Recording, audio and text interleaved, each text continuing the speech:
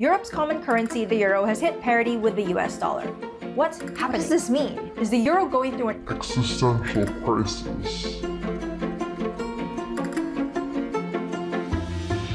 How did this happen?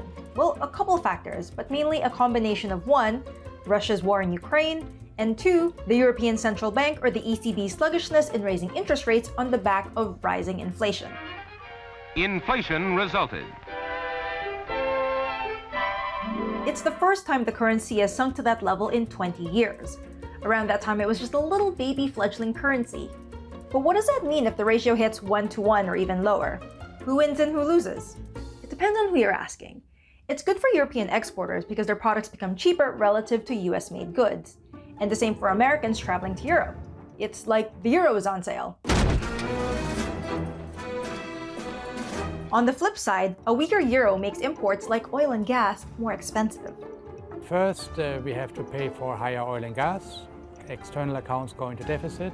But after a while, our exports increase, and then also we get more jobs. Some policymakers have also highlighted a weaker euro as a risk to the ECB's goal to return inflation to 2% over the medium term.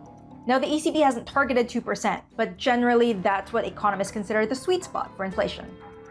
My colleagues and I are acutely focused on returning inflation to our 2% objective.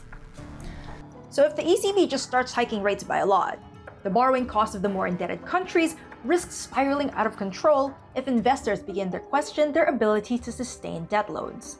Now, is there anything that can be done to turn this around? Remember when I said earlier, the European Central Bank or the ECB's sluggishness in raising interest rates on the back of rising inflation? Couldn't the ECB just start hiking rates to prevent too much pain for Europeans?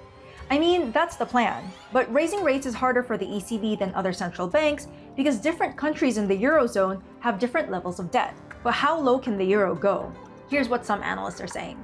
And under the scenario of a complete gas cutoff, I really wouldn't say 95 would be unreasonable. Euro could fall to 80 US cents according to Deutsche Bank. Obviously, the difficulty of managing a monetary union with a wide range of economies emerged during these times. But if history is any guide, the euro will survive as it has done so in the past. It's just a matter of how much that will cost Europeans. Together we are stronger. That's the hot take. Thanks for watching.